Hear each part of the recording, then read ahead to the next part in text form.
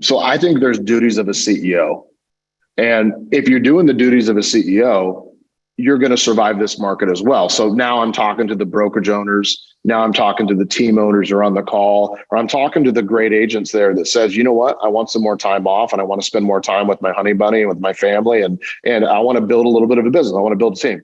Well, there's 4 duties of a CEO. Number 1, you need to spend a portion of your time finding and attracting talent to your business in sales and operational roles. So somebody says, well, how many agents should I hire? I said, if you know the business is going to go down 40%, you should probably increase your agent count by at least 40%. That's if you want to make the same amount of money. If you want to make more, then maybe you should increase your agent count by 80%. You need to add talent to survive shifting times. Okay, the second duty of a CEO. You need to get your talent into production quickly. How do you come up with a plan to get real estate agents selling real estate really fast? And in our business, we have what's called our 86-day launch plan. And Jillian, my first hire, came up with the 86-day plan, which was weird. She's like, hey, we're going to do the 86-day launch, which is just weird. I was like, well, why aren't we doing a 90-day launch? She said, because if they don't do what they're supposed to do, I 86 their ass off the team. I'm like, that's funny. Like, she brings it sometimes. So what can you do in the first 86 days of starting your real estate business to guarantee that you're going to be on path to closing 2 transactions a month? Well, real estate agents and CEOs, you need to have a plan in place, a recipe, so to speak, that your agents can follow that can guarantee productivity. How many open houses? How many calls per day? Well, how do you work your sphere? How do you host opens?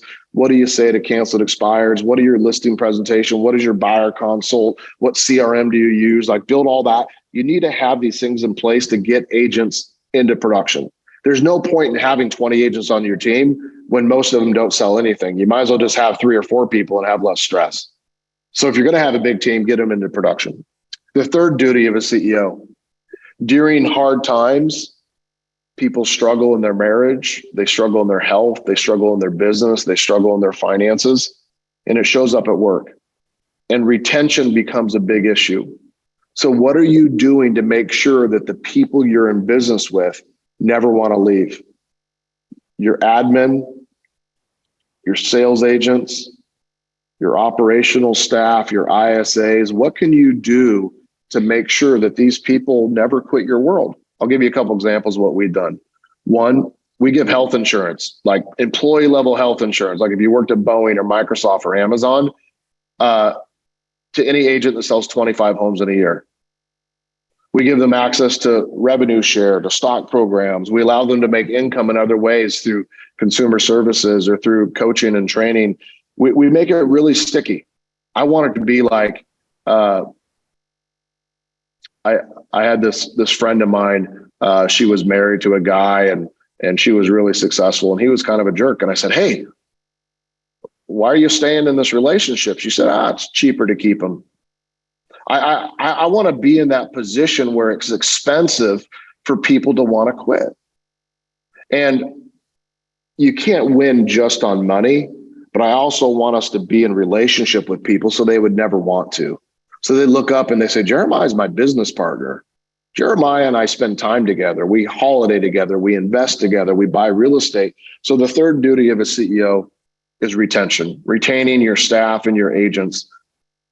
Now, the fourth duty is all the stuff: accounting, bookkeeping, payroll, legal, HR, tech implementation, marketing, digital advertising, all that.